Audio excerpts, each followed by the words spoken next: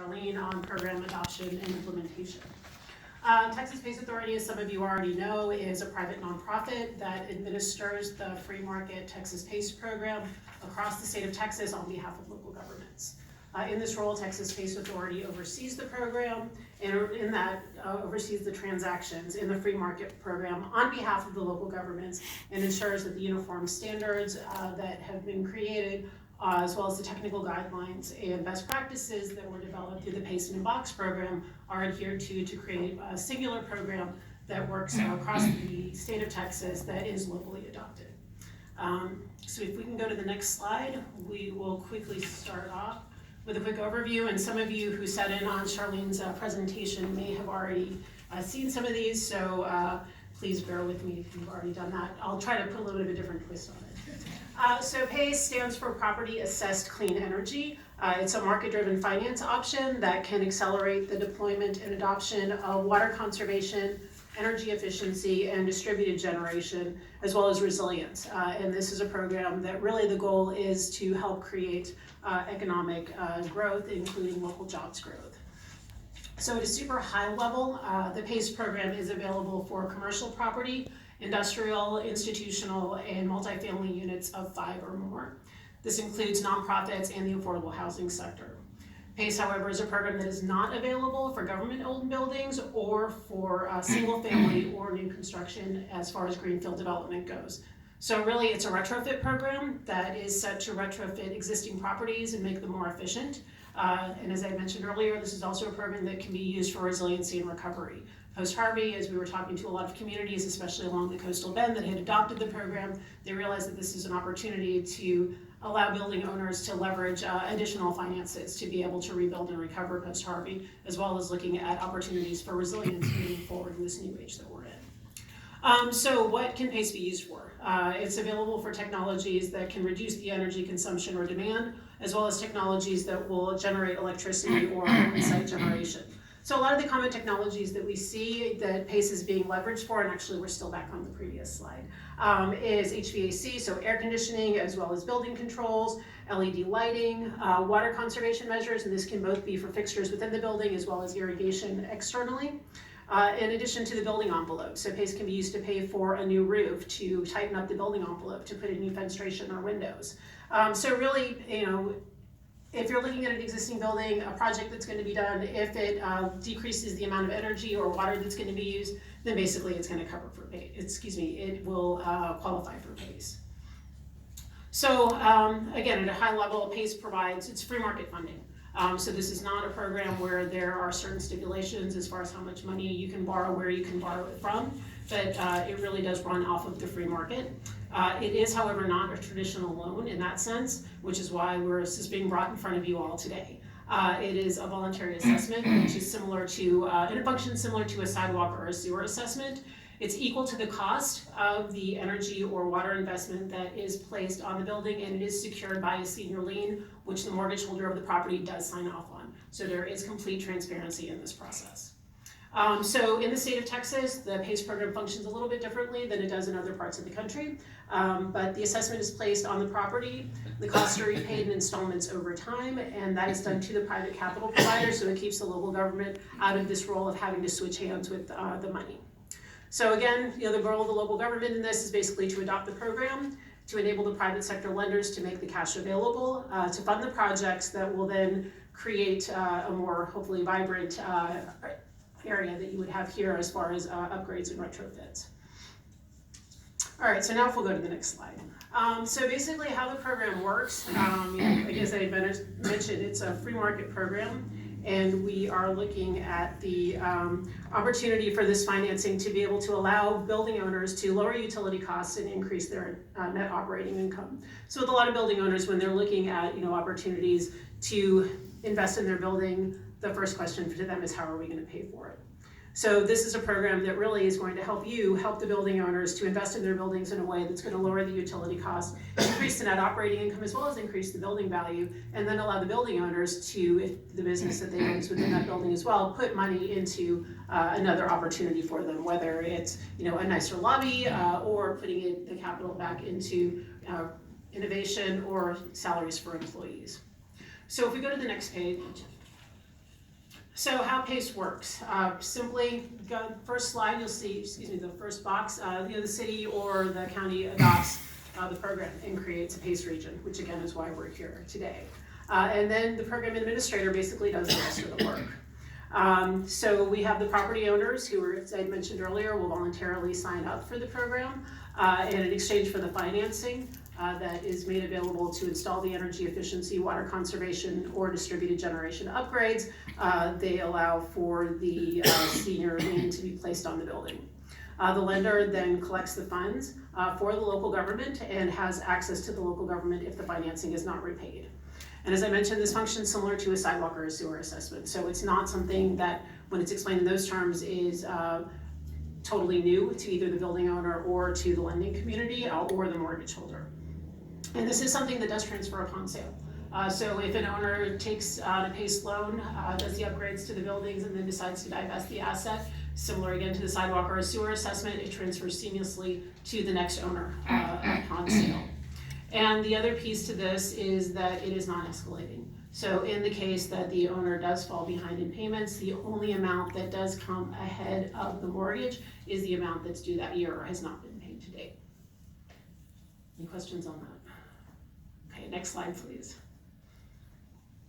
Okay, so PACE is a program that is in the process of coming around. It's been enabled by the state of Texas nearly 5 years ago, and to date it covers about 40% of the population in the state of Texas.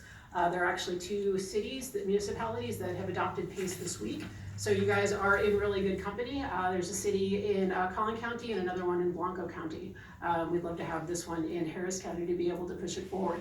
But as you can see, it basically spans the entire state as far as what we've been looking at with regionalities. The majority of the employment centers to date are covered. You'll see on this map, San Antonio is not there yet. We are having conversations with them and hope to have that set up by the end of this year. On the next slide, I just wanted to quickly go over a couple of PACE studies with you to give you an idea of some of the projects that have been funded using PACE. On the top left of the screen is an office building that leveraged PACE in the city of Houston. It was actually the first multi-tenant office building in the state of Texas.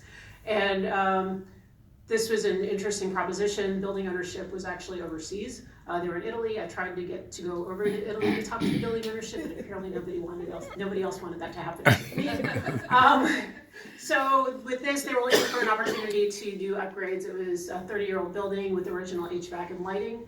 So they were looking to reposition the asset and used $1.3 million in PACE to upgrade the building with a new air conditioning system, building automation system, as well as upgraded lighting. And they went from 60% occupancy to now they are over 95% occupancy.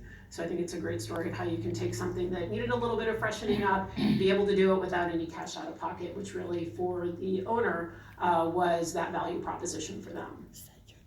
On the top right is a manufacturing warehouse in Navarro County. I really like this story. RJ Levy Company manufactures cheerleading and sports uniforms. They're based out of Missouri.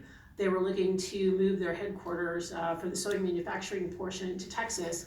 Found a building that they really liked in Navarro County and told the county, look, we've used PACE before. We really like the program because it allows us to do the upgrades without any cash out of pocket.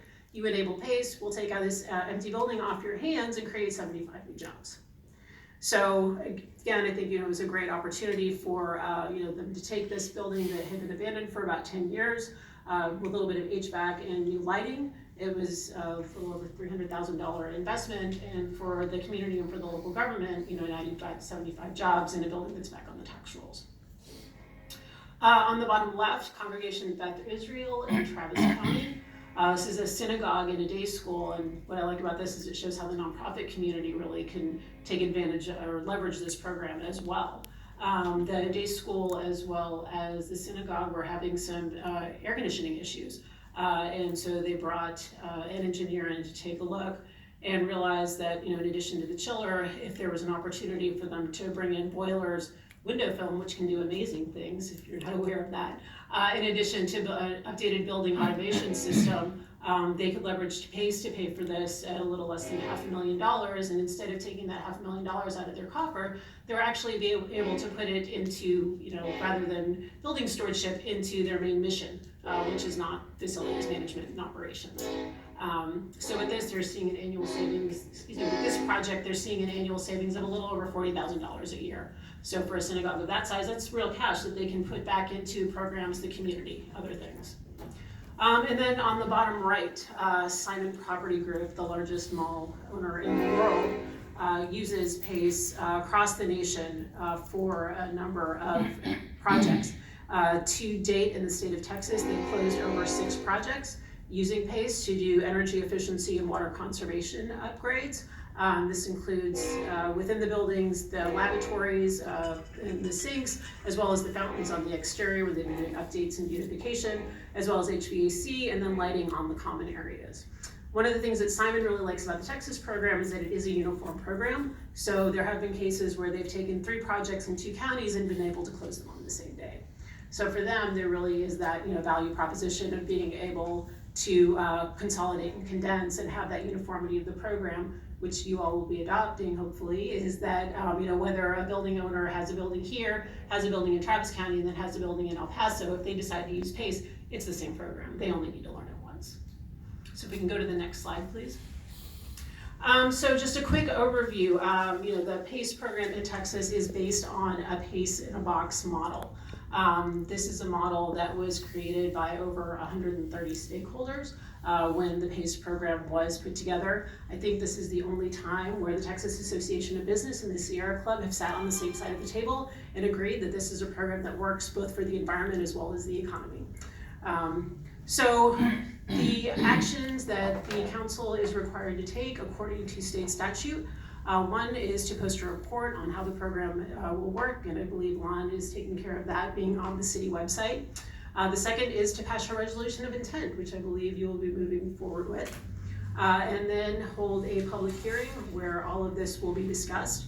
And then finally, the adoption of a resolution adopting a PACE program for Jacinto County.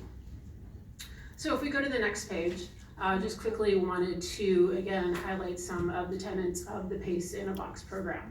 Again, this program was created by a bipartisan group, really looking at best practices across the United States and creating a program that would work across Texas, that would be user-friendly, that it would scale, and most importantly, be uniform across the state.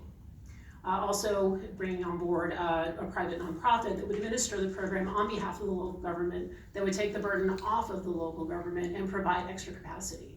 So in the other markets, Texas PACE Authority functions as an arm or on behalf of the local government to ensure that all the I's are dotted, all the T's are crossed, all of the entities that need to play are in the same spot, and that course remaining basically the Switzerland of the process, ensuring that the capital providers are doing what the capital providers need to do, that the building owners are indeed following the processes and processes that need to be followed, and that everything that has come back to you in the end has gone through a high level of due diligence.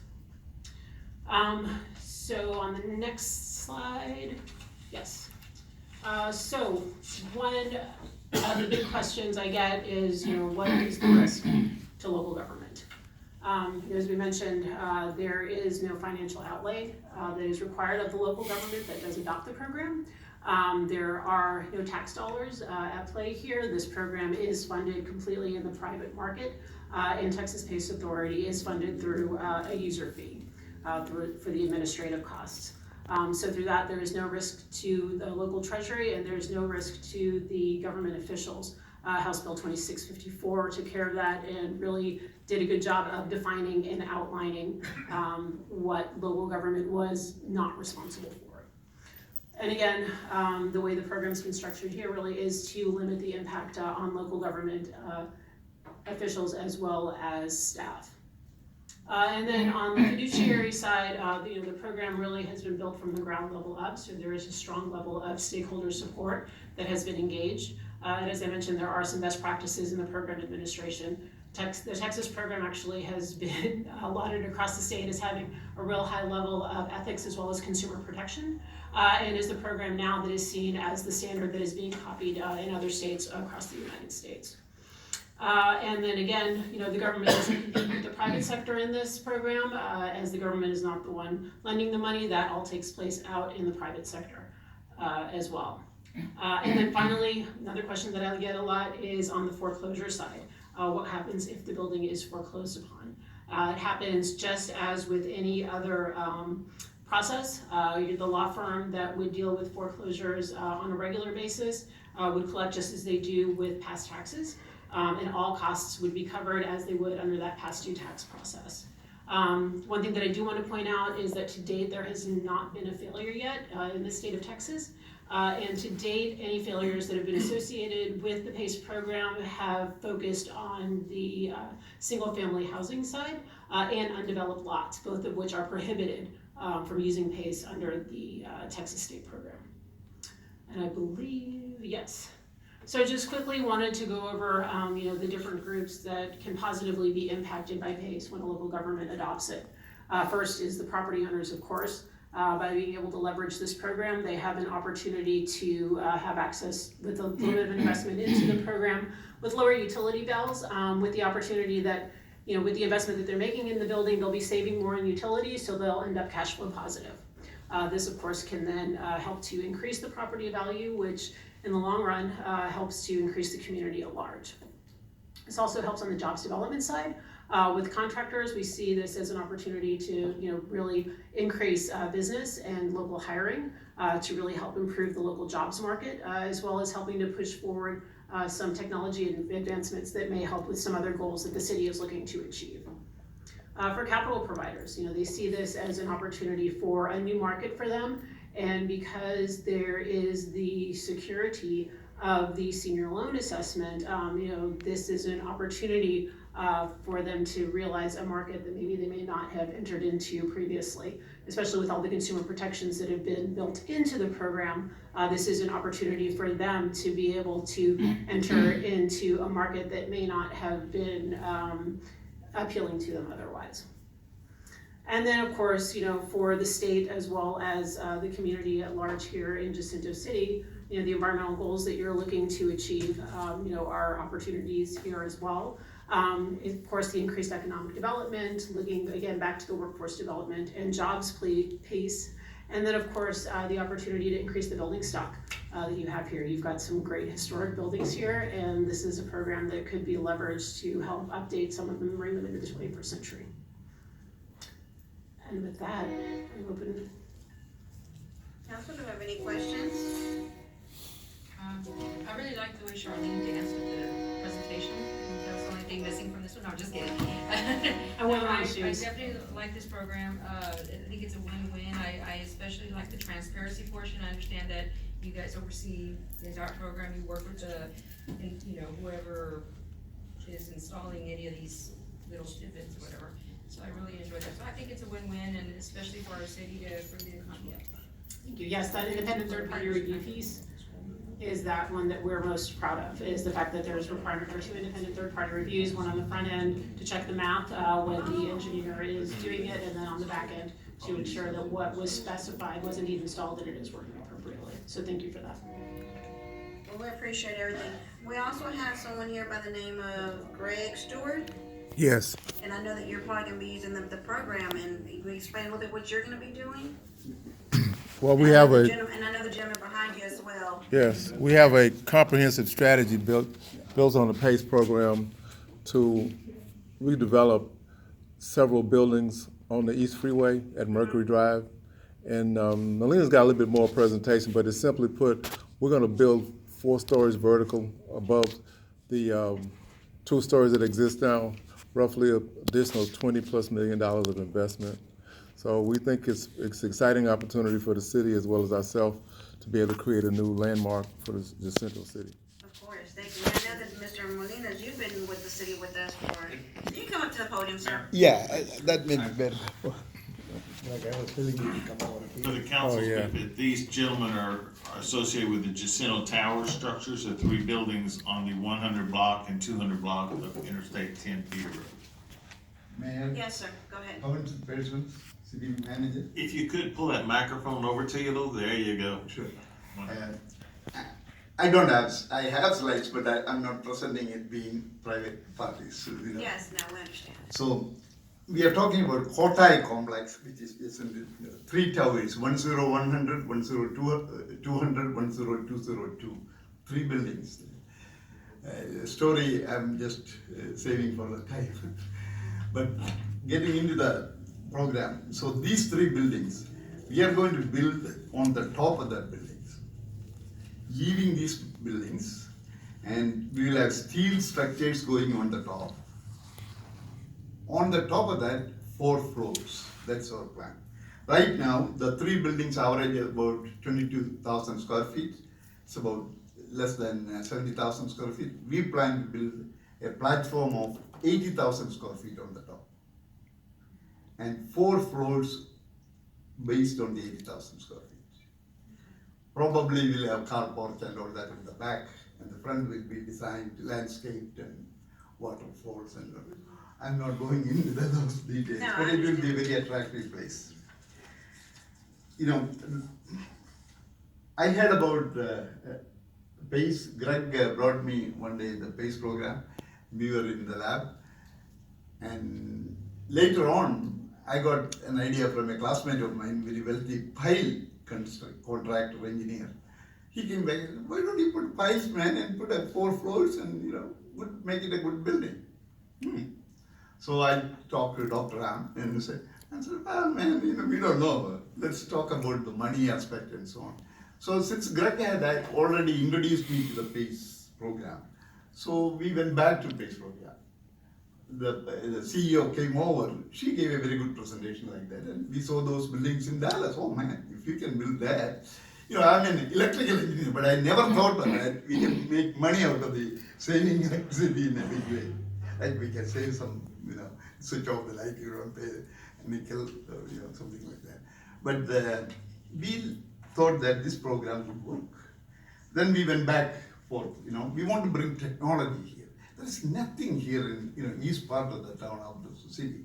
No new buildings, no attractive buildings, no, you know, high level shopping malls or plazas. So Greg and me went to Barcelona recently. There we saw that these guys are prefabricated buildings of steel construction. Within a week they can build it. We have phase 1, phase 2 and all that plan, but these guys said, I will be there in a week, we will finish it off and walk away. What they want is, they want to have a manufacturing factory of steels here. Within an area about 200 miles, they can sell this. So that is another benefit for city or any other city about 100 to 200 acres. They will build prefabricated homes. But for us, we have some contract from different parts in US and from, you know, from Spain they are going to bring it. But this will be a good show for them. So we are going to bring that kind of new technology. And these rooms are built. What this will consist of, modern shopping complexes. There is nothing east of town for 7 miles. Of, you know, luxury apartments, 2 to 3 levels, commercial and office spaces, about 1 or 2 levels, depending on what the mixture is when the market study being done.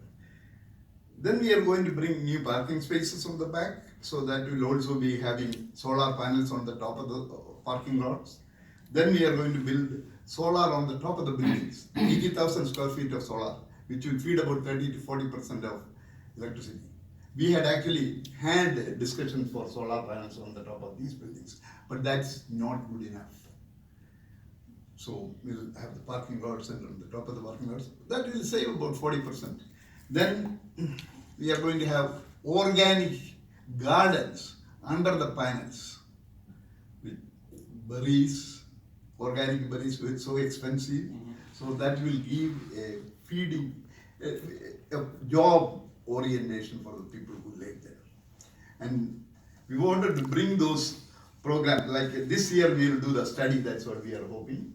Next year they will finish the job, but we wanted to say phase 2, phase 3, because you have to, office buildings have to be phase 2, like the office, their construction will be done and over. Then we'll have to make it either office or residential complexes, so that's why the time takes. And then I wanted to touch the benefit of the city, that Greg has already alluded. $25 million is going to be the total new money coming to this city. New revenue base for the city, because we are going to build 100 to 150 units, either homes or offices or equivalent shopping places. New technology in steel prefabricated houses that has not been attempted. But I know of a steel home in my neighborhood, but that was built locally there, absolutely, 20 years is there. So this will be excellent, weatherproof, windproof, whatever we wanted to call, that will be a super spec. New concept of living, we are promoting not to have the parking spaces at all. So our partners from Barcelona said, why do you need parking spaces? You Uber. Or, so we are going to provide driverless vans, cars. Driverless vans are here today. Vans, Uber, whatever services, so that people who come to work there can leave their car home or don't have to have a car. We are talking about the economic benefits out of these things. So they leave their car, they don't have to, they can live here, they can walk down to the work, all kinds of benefits. And these are all affordable at reasonable rates. These are not like we are looking at maybe $150,000 versus $250,000 and $300,000 units.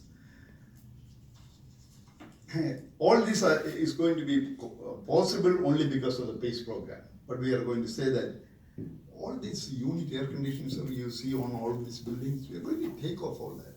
We are having a central air conditioning, modern central air conditioning. We talk about using compressor and energy to circulate this liquid, but now there are technologies that heat can circulate too. So that's a kind of modern technology we want to use for air conditioning. So that will be a great saving for energy point of view. We wanted to put solar proof 80,000 square feet plus for the parking lots. I don't want to get into details. We are going to have power factor savings for all the equipment that is used in the buildings, either in the offices or in the cooling tower and so on. That power factor will really improve the benefit. Will go to the center point as well, because they will get all this area improved. For us, it will be an energy saving factor. Thickly insulated walls, water. Say Dr. Ram is very much saved that aspect. I don't think you can say anything, but water saving also could be done. So that's where we see the benefit. I'm going to leave a drawing with Mayor. Okay. This is our vision of this place. Oh, wow. Okay. It's not an engineering drawing or anything. It's a bird's eye view of what we are going to do. Okay. Well, we'll keep it here, and we do look forward to this new project coming along with PACE, and we'll see how it comes out.